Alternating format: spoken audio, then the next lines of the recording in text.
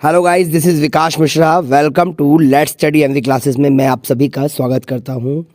आपका है इंग्लिश का एग्ज़ाम और आप जा रहे हैं एग्ज़ाम देने, तो एक बार अपनी तैयारी ज़रूर चेक करिएगा और अपने 4 नंबर ज़रूर सिक्योर करिएगा और ये वीडियो को पूरा देखिएगा और देखिएगा कि आपको कितनी नॉलेज आ चुकी है और आपने कहाँ सही सही पढ़ा हो और आपको कितने क्वेश्चन आप सही अटैम्प्ट कर पा रहे हैं। तो चलिए शुरू करते हैं बिना समय को गंवाए हुए।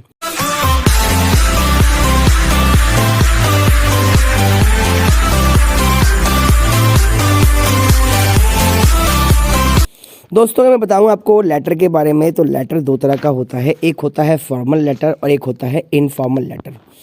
लेटर 2 टाइप्स के होते हैं, फॉर्मल और इनफॉर्मल। अगर फॉर्मल लेटर की हम बात करते हैं दोस्तों, तो फॉर्मल लेटर वो लेटर होता है जिसको आप ऑफिशियल लेटर के नाम से जानते हैं और यही ऑफिशियल लेटर के अंतर्गत सारी चीज़ें आती हैं। जैसे आप कंप्लेन लिख रहे हो या फिर आप किसी रिगार्डिंग, जैसे मान लीजिए जॉब लेटर लिख रहे हो, या फिर हम ऐसे कह सकते हैं कि आपने बिज़नेस लेटर लिखा हो, इंक्वायरी के लिखा हो, प्लेसिंग ऑर्डर लिखा हो, ये सब आपके फॉर्मल लेटर के अंदर आते हैं। लेकिन अगर मैं बात करता हूँ इनफॉर्मल लेटर की दोस्तों, तो इनफॉर्मल लेटर वो लेटर होता है जो अनऑफिशियल होता है, वो ऑफिशियल नहीं होता। ये लेटर अपने रिलेटिव्स को लिखे जाते हैं दोस्तों। और रिलेटिव में अपने father, mother, brother, sister, friend, किसी को भी आप लिख सकते हैं। आगे बढ़ते हैं, कुछ इंपॉर्टेंट पॉइंट्स देखते हैं। फॉर्मल लेटर जब हम लिखते हैं तो written only for the official purpose. Formal letter को हमेशा ऑफिशियल पर्पस से लिखा जाता है और आप इसको एडिटर को, प्रिंसिपल को, किसी म्यूनसिपल कमीशन को या सोसाइटी को, आप यहाँ तक कि किसी इंक्वायरी के लिए भी इस लेटर को लिख सकते हो। Should be brief and precise होना चाहिए लेटर जो है, should be brief and precise होना। और बहुत इंपॉर्टेंट पॉइंट है, लेटर की जो टोन होती है फॉर्मल टोन होनी चाहिए, है ना, पोलाइट एक्सप्रेशन होना चाहिए। ये सारी बातें जो है हमें ध्यान रखना चाहिए। लेटर को हमेशा लेफ़्ट साइड से स्टार्ट किया जाता है दोस्तों, लेफ़्ट तरह से इस तरह से लेफ़्ट साइड से स्टार्ट किया जाता है। आइए थोड़ी सी कुछ बातें इनके बारे में जान लेते हैं। जैसे कि हमारा ये फॉर्मेट है लेटर का, आप देखिएगा ध्यान से कि लेटर को हमें राइट साइड से शिफ्ट नहीं करना दोस्तों, हमें लेफ़्ट साइड से लिखना होता है। सबसे पहले हमारा जो होता है वो होता है आपका एड्रेस, यानी कि सेंटर एड्रेस क्वेश्चन में गिवन होता है। फिर आपको एक लाइन स्किप करनी होती है, फिर आपको लिखना होता है डेट, फिर आपको एक लाइन स्किप करनी होती है, आपको लिखना होता है इनसाइड एड्रेस, जिसको आप लिख रहे हो उसका पता होना चाहिए। आपको फिर एक लाइन छोड़नी होती है, फिर आप सब्जेक्ट डालते हैं, फिर एक लाइन छोड़ना होता है, गैप देना होता है। सैल्यूटेशन, एक बात ध्यान रखिएगा, सैल्यूटेशन में डियर नहीं आएगा, ओनली सर या मैडम आता है। उसके बाद आगे बढ़ेंगे और देखेंगे फिर हम क्या करते हैं, बीच का कंटेंट लिखते हैं। हम यहाँ पर कोई लाइन नहीं छोड़ते, हम पूरा कंटेंट लिखते हैं जिसको आप मेन बॉडी के नाम से जानते हैं।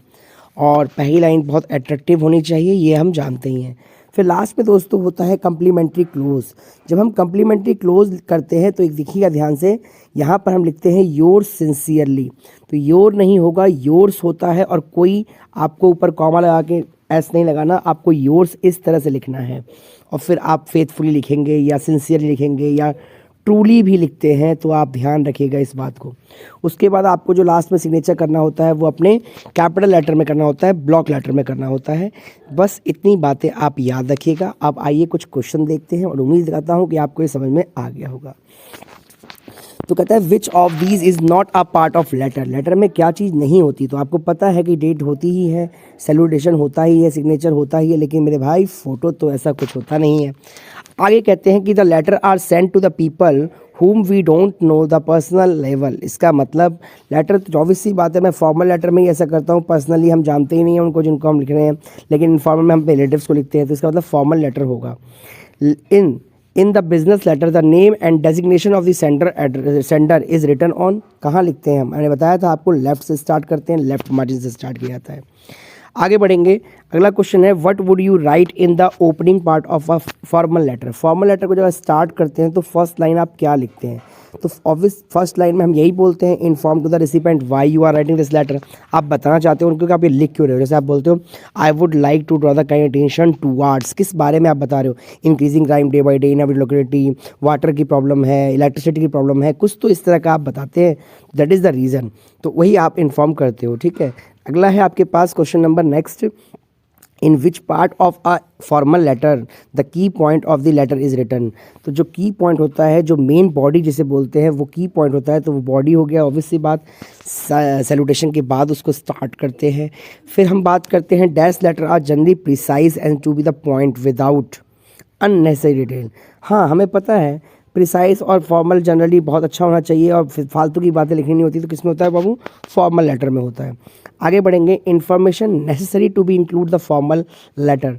बहुत ज़्यादा इंपॉर्टेंट है कि आपको क्या क्या इन्फॉर्मेशन, तो भैया डेट, नेम और एड्रेस ही होना बहुत ज़रूरी है। याद रखिएगा, डेट, नेम और एड्रेसेस होना बहुत ज़रूरी है, यानी जिसको आप भेज रहे हो उसका पता। और कोई ज़रूरी नहीं है कि रिलेशन और एज हो, कोई ज़रूरी नहीं है सीरियल नंबर और लोकेशन हो, ये ध्यान रखिएगा। यानी कि first is the right answer of this question. Your sincerely is a example of. Your sincerely किसका एग्जाम्पल है? तो हमें पता है योर सिंसियरली या योर फेथफुली या योर ट्रूली कम्प्लीमेंट्री क्लोज का एग्जाम्पल है। और देख लीजिएगा आप यहाँ पर योर सिंसियरली उन्होंने कैसे लिखा है।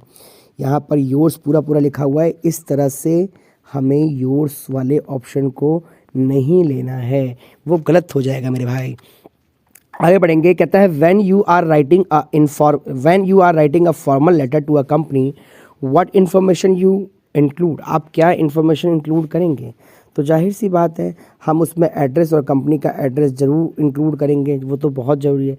लेकिन कोई ज़रूरी नहीं है कि आप डेट ऑफ बर्थ करो या सिर्फ अपना ही करो या सिर्फ उनका ही करो, दोनों चीज़ें होनी अनिवार्य है। आगे बढ़ेंगे, कहता है if you are writing a complain letter to your local council with what is the best way to end the letter. Letter को आप एंड कैसे करोगे? तो जाहिर सी बात है हम बोलेंगे इन एंटिसिपेटेड ऑफ फेवरेबल एक्शन। उम्मीद आशा करते हैं कि आपका जो रिस्पांस मिलेगा वो सही मिलेगा, हमारे हित में मिलेगा। आंसर चेक कर लीजिएगा। आगे बढ़ते हैं। ये क्वेश्चन पेपर का क्वेश्चन है, ध्यान देंगे थोड़ा सा। कहता है you are Shweta the secretary of your school sports club on behalf of the school. Basically you have to write a letter to the sale manager of the BDM sports store placing an order for the sports equipment like cricket bats and cricket balls, volleyballs and rackets etcetera. तो आपको ये ध्यान रखना है कि ये है placing order, जो कि आपके सिलेबस में भी मेंशन है। ये क्वेश्चन आपके लिए बहुत ज़्यादा बेनिफिशियल होने वाला है। तो आप प्लीज़ अपने आंसर जज करिएगा यहाँ पर कि आपको कितना आ रहा है, आपका क्या सही है। सबसे पहले select the option of the list and appropriate subject for the letter. तो क्या दिख रहा है आपको? ऑब्वियस सी बात है, हमने स्पोर्ट्स आइटम को क्या किया है? ऑर्डर करना है। तो भैया प्लेसिंग ऑर्डर है तो कुछ करना ही नहीं, यहाँ पर ऑर्डर, रिक्वेस्ट, प्लीज़ इतना थोड़ी होता है, ऑर्डर करना होता है। नेक्स्ट आगे बढ़ेंगे, कहता है which for should be the beginning of the letter. Letter को आप शुरुआत किससे करोगे? Please send your following item, ऐसे थोड़ी बोल दोगे we need to following item, ना जी। हम बोलेंगे the following sports equipment may please be supplied to our school within 20 days after the placement of the order। ये बात ध्यान रखिएगा, फर्स्ट लाइन इस तरह की होती है। What should be contained to be table to be required। तो हमें क्या लिखना होगा? रिक्वायर्ड में सीरियल नंबर होता है, आइटम होता है, मैन्युफैक्चरर और ब्रांड नेम का रिक्वायर्ड भी लिखना होता है। ये बात ध्यान रखिएगा। तो A is the right answer. Option आप पढ़ लीजिएगा। What is to be written about the replace of the defective item. क्या बोलेंगे? Defective item to be replace conditionally. Please ensure that no defective and substandard requirement have supplied. In case any item defected it should be replace randomly free of cost and वो no. बिल्कुल सही बात है, यानी B is the right answer. ये बात ध्यान रखिएगा। आगे बढ़ेंगे और बात करते हैं at what condition the order में बी कैंसिल। किस कंडीशन में ऑर्डर कैंसिल हो सकता है? तो आपको याद रखना है, आपको बोलना है यहाँ पर क्या होना चाहिए? ऑर्डर में be cancel in case you demanded money before 6 month. ना, we will not cancel the order in any way. Any piece found broken. बहुत बढ़िया, देखिएगा कोई भी अगर जो आपने सामान खरीदा है वो टूटा या डैमेज गलती से कुछ इस तरह का मिल गया तो ऑर्डर को कैंसिल कर दिया जाएगा, है ना, फोर वे। ठीक है, ये ध्यान रखिएगा। आगे बढ़ते हैं। What should be the condition of the payment to be. Payment किस तरह से की जाती है? तो आपको याद रखना है payment shall be made by valid cheque no sooner the article receive in the good condition. बिल्कुल जी, सी होगा। उसके बाद आगे बढ़ते हैं। Read the following option the check list. Check list में क्या क्या होना चाहिए? तो चेक लिस्ट में होना चाहिए मेरे भाई, क्या होना चाहिए? तो देखिएगा ध्यान से, चेक लिस्ट में होना चाहिए डेट होना चाहिए, रिसीवर एड्रेस होना चाहिए, सेलिब्रेशन भी होना चाहिए, सेंटर एड्रेस भी होना चाहिए, सब्जेक्ट भी होना चाहिए और कॉम्प्लीमेंट्री क्लोज भी होना चाहिए। इसका मतलब यहाँ पर जो है ए इज़ द राइट आंसर। ये सारी बातें उसके अंदर होनी चाहिए, ये बात ध्यान रखिएगा। आगे देखेंगे तो कुछ ना कुछ आपको कमियाँ मिल जाएंगी, इसीलिए आगे वाले ऑप्शंस नहीं होंगे। तो उम्मीद करता हूँ कि आपको समझ में आया होगा। बताइएगा कैसा लगा आपको सेशन। नेक्स्ट वीडियो मिलते हैं, तब तक के लिए जय हिंद, जय भारत। बने रहिए मेरे साथ। Thanks for watching.